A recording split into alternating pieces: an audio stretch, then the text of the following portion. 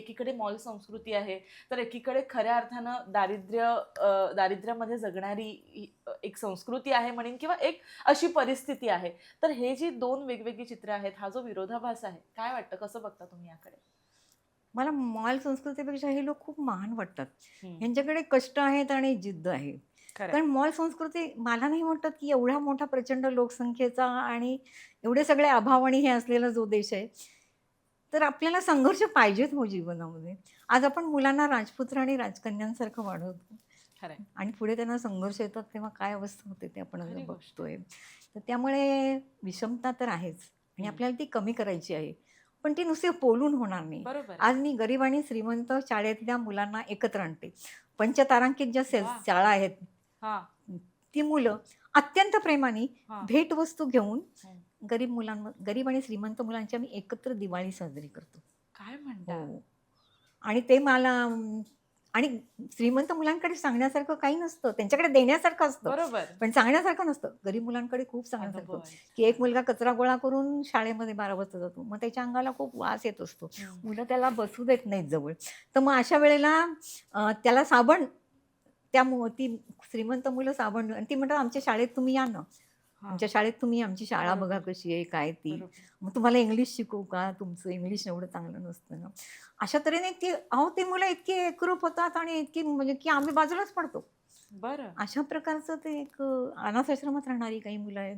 तिथे कसं वातावरण असतं, कसं मला अक्षरशः हंटर मारून 5 वाजता उठवतात ते. का त्याशिवाय आणि शिस्त. त्यांचंही बरोबर आहे, बरोबर आहे. त्यांचं रुटीन हो, पूर्ण हो, हो. होणारच नाही. नाश्त्याला तुम्ही 8:30ला नाही गेलात तर नाश्ता तुम्हाला नाही मिळणार. तुम्हाला उपाशी राहावं लागणार आणि जो असेल तर तुम्हाला खावा लागणार, जेवढा असेल तर तुम्हाला खावं लागणार. हं. तर अशा प्रकारचं जे असतं ते हे होतं. आणि आज जे आश्रम असतात ते खूप सुरक्षित अवस्थेत असतात. तिथे तुम्हाला गव्हर्नमेंटच्या नियमानुसार ठराविक कॅलरीजचाच नाश्ता मिळतो, बरोबर. ठराविक कॅलरीचं जेवण मिळतं. खरंय, तसं खरंय. नसतं गरिबांच्या जीवनामध्ये. खरी गोष्ट आहे. खूपदा उपाशी असतात. खूप प्रकारचे अभाव असतात. शाळेचा पहिला दिवस तर सगळा अभाव असतो. वह्या नाही, पुस्तकं नाही, पेन नाही, पेन्सिल नाही, चप्पल नाही, कपडे नाही, डबा नाही आणि वॉटर बॉटल पण नाही. काहीच नाही. खरी गोष्ट आहे. सगळं असून सुद्धा शाळेचा पहिला दिवस कठीण असतो. तुमचा आमचा अनुभव आहे. खरी गोष्ट आहे. तर त्यांचा किती असेल. तर गरीब आणि श्रीमंतांच्या मुलांना आम्ही एकत्र आणतो. मराठी इंग्लिश हं. मीडियमच्या मुलांना एकत्र आणतो.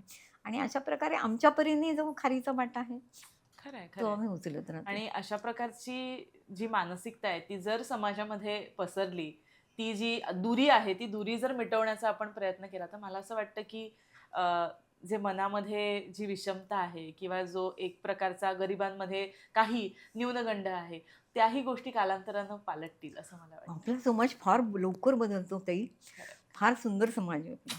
फार पॉझिटिव्ह अनुभव आहेत आणि सगळ्यांना आता गरिबांविषयी म्हणजे माझ्यापेक्षा जास्त तेच जास्त समाजकार्य करतात. हे खरंय, सगळे लोकसहभागातून आहे. हे खरंय. माझ्या एकटीचं नाही. आपण करूया का गरीब आणि श्रीमंत मुलांची दिवाळी? करूया. मग काय बरं. द्यायचं तुम्हाला? मग संक्रांतीला आपण त्यांना पतंग देऊया का? अरे मग वाह! सगळ्या मुलांना आम्ही पतंग दिले आणि अहो आपले गरिबांवरचे संस्कार इतके चांगले आहेत. म्हणजे एकदा मी त्यांना पतंग घेऊन गेले. हं. एकदा काही मुलींना कानातलं, गळ्यातलं घेऊन गेले आणि मग विचारलं, की पुढच्या वेळी तुम्हाला काय आणू? काही आणू नका, फक्त तुम्ही या. म्हणजे वाह! फक्त मला असण्यानी एक सुद्धा त्यांना एक वेगळं. असण्याने त्यांना आनंद होत होता. खरंय, म्हणजे खरंय. अशा तऱ्हेचे मला नाही माहिती, की मला योग चांगले माझे आहेत, नशीब चांगलं आहे, आणि की ते मुळात या काय आहे सगळ्यांचे हे सगळे आशीर्वादही आहेत, की ज्यांनी आशीर्वाद आहे. तुम्हाला एक आणि वेगळं माझं परत एकदा मी उमेद दिली. संस्कृतचं महत्त्व सांगते, की संस्कृतमध्ये असा एक श्लोक आहे महाभारतात. हं. "नाहं कामये राज्यं" मला राज्य नको. "न स्वर्गं" मला स्वर्ग नको. "न पुनर्भवं" मला संसारातलं कुठं सुख नको.